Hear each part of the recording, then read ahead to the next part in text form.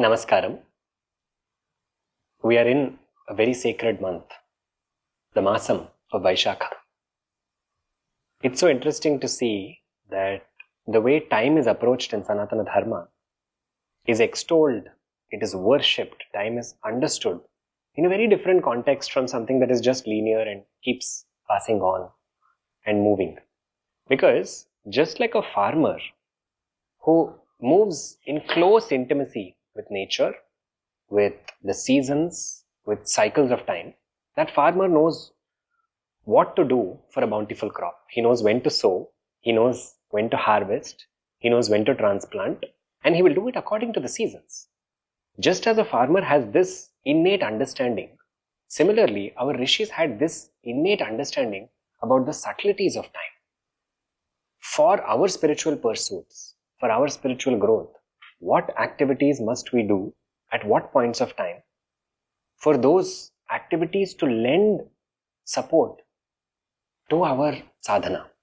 When our rishis asked this question, and not only asked it, but painstakingly handed it over to us, it is extraordinary to see that all this bhandaram, this treasure chest of information, this wealth of knowledge is available if only we are willing to tap into it. And this particularly becomes contextually necessary to understand in the context of a Mahamasam like Vaishakha Masam.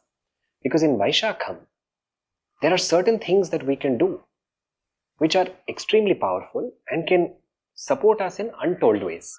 But before we go into that, understanding the idea of what can be done at different points of time in the year and how does this expression vary. There are certain masas. Out of the Dwadasha masas, the 12 months in the year, there are certain masas which have certain powers, and those powers can be accessed if you do certain things during those masas. For example, in Magha Masam, in the month of Magha, Snana has a certain power.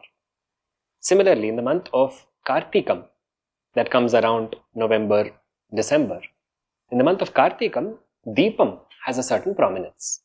In the month of Vaishakham, Dana has a certain prominence. So that is to say, this entire month of Vaishakha is all about Dana. What is Dana? What does it actually mean? And how does one practice Dana? What are the Danas to be done in this Masam? What all is connected to this Masam? And more, we'll explore in just a few minutes. But this Masam is also particularly very, very interesting because if you see the number of Jayantis, the number of arrivals of different forms of divinity that happened in Vaishakha Masam. Bhagavad Pada Adi Shankaracharya, he was born in Vaishakha Masam, Vaishakha Shuddha Panchami. Jagat Guru Ramanujacharya, he was also born in this Masam. Vallabhacharya, also in this Masam. You look at Tyagaraja Swami, Annamacharya, Narasimha Swami, Kanyaka Parameshwari, so many different forms of divinity, and Jagat Gurus born in this kala, in this month. And essentially they epitomize the spirit of Vaishakha Masam because Vaishakha Masam is all about giving. Like I mentioned, it's about Dhanam. And what they gave is not just a treasure chest of knowledge, but of possibilities of how we can really engage with divinity. So in Vaishakha Masam, you will see that every day has a different kind of prominence.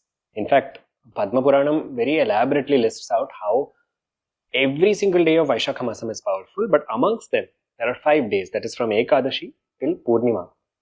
How each one of them has a special significance and what must one do on those particular days. But in Vaishakham, there is one day also which unilaterally stands out for its extraordinary power.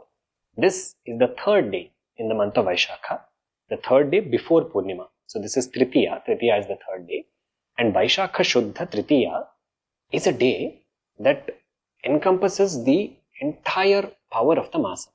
Vaishakha gets its name from Vishakha Nakshatram. When Vishakha Nakshatram happens in conjunction with the full moon, that day is Vaishakha Purnami, but that entire Masam therefore is called as Vaishakha Masam.